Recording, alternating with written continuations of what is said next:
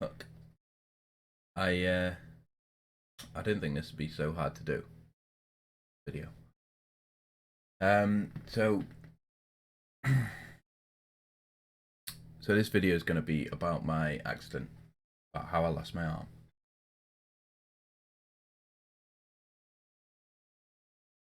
You guys, some of you guys already know, some of you don't. It's one of the biggest questions I get asked.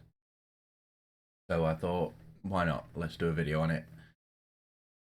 And you guys, if you've got any more questions, you can ask it in this video, and I will. I'll try to answer them as best I can. So it's coming up to the 10-year anniversary this year, which feels crazy for me.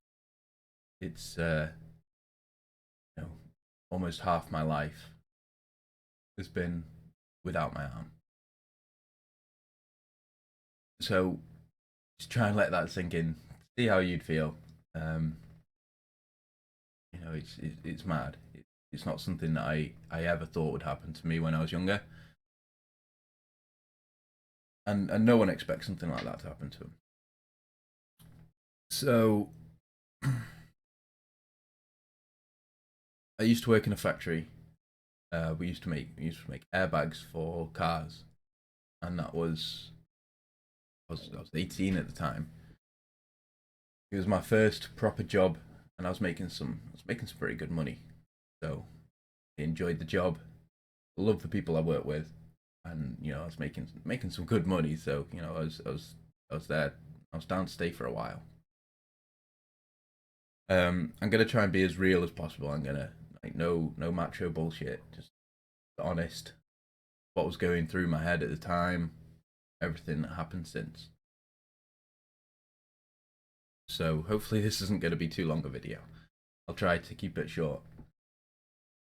So I was working nights at the time. I worked three days on, 12-hour shifts, days. Then you'd have three days off, and then you'd work 12-hour nights, and then 3 days off to start on days again. So this happened to be one of the nights. It was actually the last night that I was supposed to be working, and it happened at 12 midnight. I was about to go on my break. Actually, I was just about to go on my break. So if only I'd have just gone on my break a bit earlier. But what happened is we had to change rolls of fabric. So you've got like a roll of fabric collecting all the fabric that's been processed, and you cut that off when it's full. Take the roll out, and then you put a new one on. Put it onto a new roll. So I just finished cutting the other roll off. Pulled that roll out. Put another roll on. Like, these aren't small rolls. These are 700-800 meter rolls of fabric, which a couple of tons easy. And then they're about 5 meters wide. So yeah, they're not small. They're on like big rollers. So you pull the frame out, then you put an empty frame in. And what happens is you're supposed to tape the new roll of fabric on at the end of it. You tape that on, and then you're supposed to come out of the safety area. You press start, and it starts raveling. And it goes at quite a high speed. I can't remember now, but it's something like 17 meters per second, which is fast. So what happened was this roll of fabric hadn't quite stuck to the new roll, so I had to stay in the safety area while my friend started the machine, and I was holding the fabric onto the new roll. And as that started, the fabric's covered in silicone. That gripped my hand, pulled me straight under. Obviously, I panicked like fuck. So I was trying to pull my hand out. It was pulling me closer and closer in.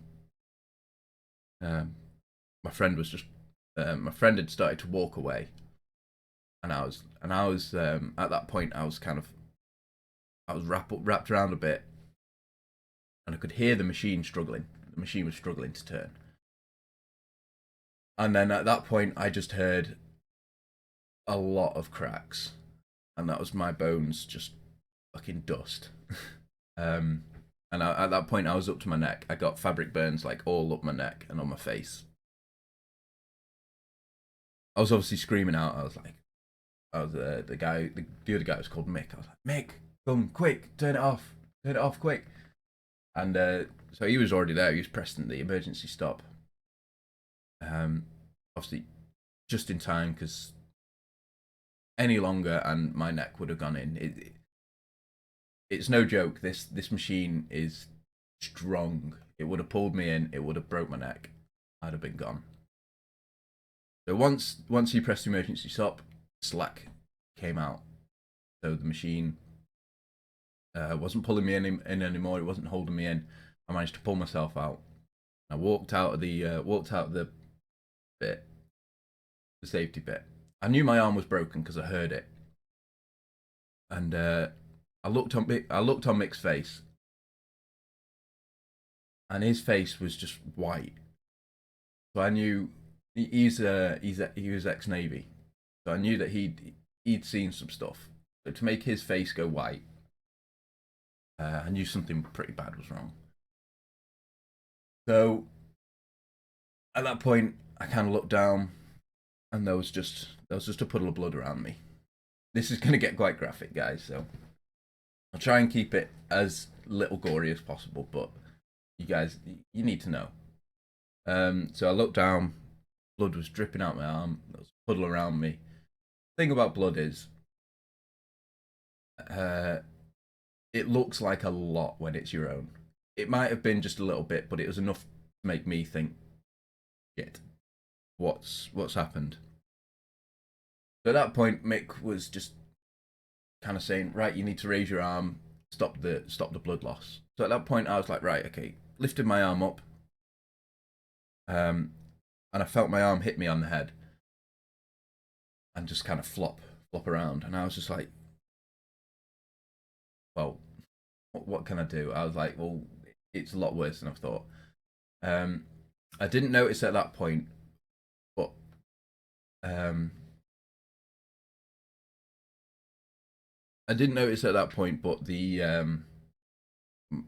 that's when my shoulder blade actually came out my back. It kind of like came through.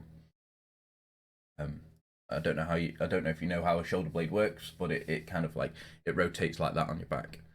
So at that point, it came out of my back, came out of the skin, and then when I put my arm down, it came back in, and it pulled my t-shirt in it with it.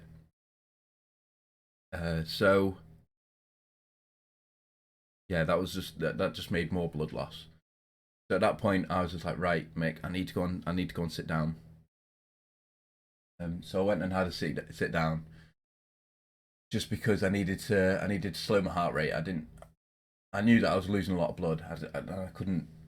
I couldn't just stand around, because that's just going to make you use more blood. So I needed to sit down. I sat down, and Mick was in shock. I was actually doing all right at that point. I was doing as well as I could be. I said, Mick, you need to ring the ambulance. Like, it's not good. You need to ring the ambulance. I'm losing blood. And he just stood there, and I don't blame him. He just stood there staring at me. He was in shock. What more could he do? So someone else come running over to him, and I was like, I can't remember who it was now, but I was like, look, ring the ambulance. Mick's in shock. Get him sat down somewhere.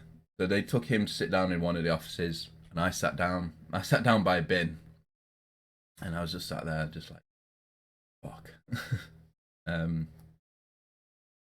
My ribs were all knackered from being like slammed up against the roll. I was struggling breathing. I was losing blood, and at that point, I was kind of like, I looked down to see what the damage was. And I don't know if it's just like a trick of the brain or something like that. I couldn't actually see anything wrong with my arm. I could see blood, but I couldn't see, what the actual problem was. But I do know from what everyone else has said that there was about 4 or 5 open fractures. The bone was sticking out from a few places. Um, there was only one bone that wasn't broken on my arm, and that was my little finger. um, yeah, everything was a mess. Everything was knackered, but to me it looked fine. So in my head I was just like, all right, well it's just a break. It's just a break. It'll be fine. So I was like, right, call the ambulance. When the ambulance got there, they were just like, "Are you like?" Not saying like, "Are you okay?" But they were just like, "What's your name? What's the date? What's the time?" And I was just like, I was fully awake, fully conscious. I was just like, "Right, this is the date. This is the time." It was the 3rd of September, 2007. It was by the time they got there, I think it was like 20 past 12 or something like that. Maybe a bit earlier than that. Um, I was actually at the time. I was like, "Look, I was just about to go for a break. Is there any chance that I can go for a cig?" And they were like, "You're not in any shape to go for a cig, mate." And I was like, so they got me on a stretcher thing, wheeled me out. As I was on the way out, I was all the people that I work with were stood at the door waiting for me to go out, and I was just like, "Right, I'll see you in a bit, bitches. I'm out of here." Um, which they found quite funny. But then when I was in the ambulance, that's when uh, that's when everything kicks in, and you just like, I was lying down. It was a bit more of a calm atmosphere, and I was just like, I am knackered. I was I was like, look, I'm not passing out, but can I just have a quick nap? He's like, yeah, go for it. You've not hit your head. Just have a quick, close your eyes, have a rest. I was like, right, okay. So I was having a rest. And when I got to the hospital, um, well, the first hospital, I got to the first hospital, and I was just like, I was talking to them, talking to the doctors. He was holding my hand, which sounds lame, but it helped massively. And they were trying to reset everything. They were trying to pull the bones back into alignment. I couldn't feel it. I was on so many painkillers. I was on, I had so much adrenaline running through me. So I was sat there. He was he was talking to me about the break, and he was just like, "Your arm's severely broken, brushed in a few places." And I was like, at that point, that's when I first asked the question. It hadn't crossed my mind, but I was like, "Am I going to lose my arm?" And he was like, "Let's not talk about that yet." And at that point, that was the first time since it happened that I was like, "I might lose it." And that was the point where I was just like, "It's got to happen. It's got to happen." And then my dad turned up, and that's actually the hardest part to talk about.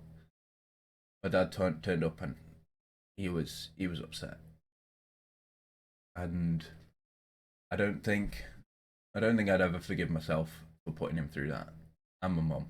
Like it's not something that I'd ever want to do to them. I know that it hurt them, and like I'd never want it to happen to them. Um, so I don't really like talking about how it affected my parents. Obviously, they're all cool with it now. Like that, that I love them to bits and they love me. But like that night and that week is the hardest thing for me. Like I hate remembering. I don't mind remembering hospital. Don't mind remembering the accident. It just really bothers me whenever I remember what I did to them. Um, so my dad was there, and he actually stayed in the hospital with me until I left. I think he went home once or twice, but he stayed there for the whole time. Um, so once my dad was there, my dad was asking about it.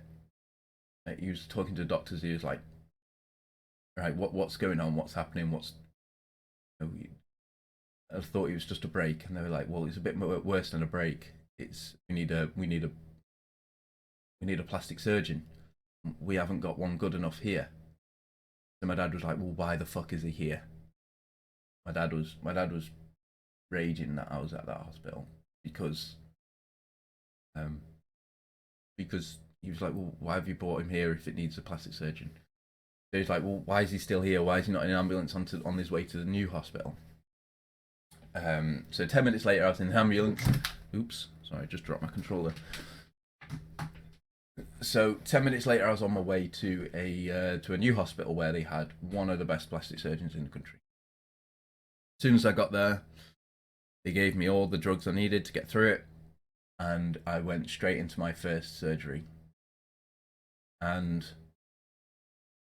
the realization that I was going to lose my arm became a lot more real when I got to that hospital, because when I was going in for a surgery, I had to sign saying that they could take my arm off if I needed it, which no one wants to sign that, but I had to. I needed a surgery. So what they did is they took a vein out of my leg and put the vein into my arm. I don't know where, but they put it in because all the capillaries in my arm were crushed. I needed blood to get there fast. So once I came out of that surgery, that was an 11-hour surgery. I had like a day to rest, I think.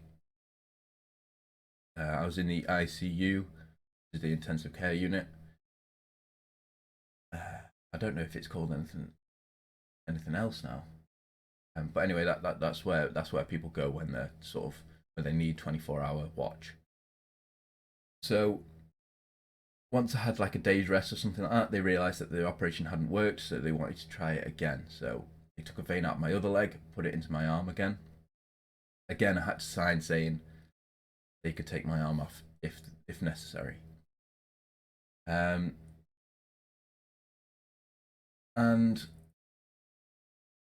once I came out of that one, I don't remember a whole lot. I don't remember a whole lot after that. I know that it was 12 hours, but that's all I know. Once I came out of that one, they said that they couldn't wait too long to see if it had worked, because my muscles in my arm were starting to die, which causes septicemia. And septicemia, I don't know if you know, is it's a poison basically. It's your dead muscle producing poison which circulates around your body. And when they finally came, when they came to me and they were like, we need to take it off. None of it's worked. We need to take it off. I didn't know it at the time, but they told my parents that it needed to happen now because I was an hour, 2 hours at most away from dying. I was tripping balls at this point because the poison, the drugs, everything was in my body. Like I was like, I wasn't all there. So, yeah, I had to go in for the surgery. This time I had to sign saying that they were taking my arm off. Not it was a possibility. It was definitely happening. It was an easy choice to make that time. It was very easy. It was either die or lose an arm. It's a very easy choice to make when you're in that situation. You don't quite know how you'd act in that situation until it happens. But I can tell you now, it's the easiest decision I've ever made. And then after that, after it was off, um, blood was my blood was cleaned of poison. I guess I don't know. I kind of after a day of that happening, that happened on the Wednesday. So this was a Sunday night, Monday morning that the accident happened, and on the Wednesday they took my arm off, and I got I got better so quick.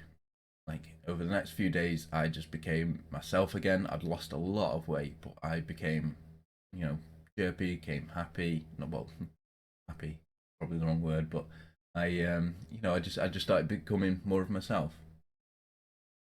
So, uh, by the time the weekend came, I didn't want to be in that hospital anymore. I said, I'm going home on Sunday and I'm going to have a Sunday roast. That's all I missed. Sunday roast. So, yeah, by the Sunday, um, yeah, I was all right. Once they take the arm off, it's just sewn up, so it's just a wound healing. It's nothing. It's not anything bad. It's just having a cut. It's just you just need to heal. You know? There's no need for me to be in the hospital. Worst thing about being in the hospital was I had to have an injection in my stomach every single night with a needle which seemed about it was fucking 6 miles long, straight into your stomach. Um, it stops your blood from clotting from lying down too much. You've blood from settling in places. That's what they explained to me anyway. I could be wrong. I could be on my ass. So yeah, once I got home, it was just time to be on the mend. Really, time to be with my family. Time to, you know, reevaluate my life, figure out where I'm gonna go, what I'm gonna do. Everything. I just put everything behind me. At that point, I just drew a line, and I was like, right, that was then. This is now. I've got to get on with my life. There's no reason to sit around and wonder why this has happened to you. What am I gonna do? You know, you just need to make a plan. You just need to get on with life for the sake of everyone around you as well, not just yourself. You need to just get on with everything because it's not going to benefit anyone. It's like a lot of people, and I'm not having a dig at them. A lot of people can sit around and just be like, "Why has this happened to me?" You know, just not after sympathy, but they feel like the world owes them something because they've been through something horrible. And again, it's not a dig. It's not a dig. It's just that's how some people are. And if that helps them deal with things, fine. That's not how I choose to deal with things. That's not how I dealt with this. Like I say, I just got on with my life because if I if I had have sat around moping about it, getting upset about it, getting wound up by it, all that's happened is I've wasted my life. I've ruined my life. And then you know what my family's been through is for nothing. Like it's I've put them through all that for nothing. So yeah, I just got on with it. And people always say, "Oh, how do you just deal with something like that? How do you just get on with it?" You just do. There's no explaining it. You just get on with it. Um. So yeah, since then I learned to snowboard. Um. I've taught snowboarding. I've coached snowboarding. I've carried on playing games. You guys will know. And I've just got on with shit. I think I've just led a normal life that anyone else would lead. Um, a lot of people ask me, would I change anything? I would give absolutely anything to have my arm back.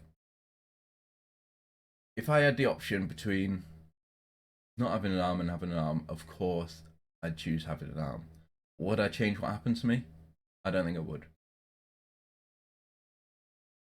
What happened to me has made me the person that I am. I like where I am. I like all the friends that I've got. I wouldn't have met my girlfriend. I wouldn't have seen all the places that I've seen, or at least I doubt I would have. So I don't think I'd have changed it. It brought me close to my family, and just it just made me a better person. I feel so. No, um, there is one thing that I don't talk about often because it did affect me, and that was when I was when I was first in that intensive care unit. I was lying there, and that's where all the seriously bad stuff happens. Where all the people who are in serious need of help go. Now, when I was in there, a guy got wheeled in, unconscious. He got wheeled in, completely quiet. He got put in the corner, and as horrible as it is, I sat there and I watched that guy die. It was awful. He'd gone out one night. Well, he'd gone out on a Sunday night, been drinking, and a group of people beat him up and left him for dead. And he ended up lying in that hospital where he died. He never came back round. He just died. He didn't have any ID on him because they took his wallet. They took everything. So they had no way of knowing. So his family only came after he died. It's awful. My mum and dad were in the waiting room with his family. He died. And I feel like that experience helped me to be really strong, because anything like that could happen to anyone. Like my situation is quite niche. It's not going to happen to. There's very few people that it could happen. Going out and getting beaten up by some dickheads, that could happen to anyone. So that just made me realize then that, like, if anything, if I survive this, if I get to go out of the hospital, and I can't put my life on hold. I've got to carry on living, and you guys should too. Like, you never know when it's gonna come. You never know. Like, I nearly died when I was 18, so you can't live your life thinking, what if? I do. I mean, I do occasionally. It's not like, you can't just throw yourself balls into everything, can you? But life really, really is too short to worry about little things.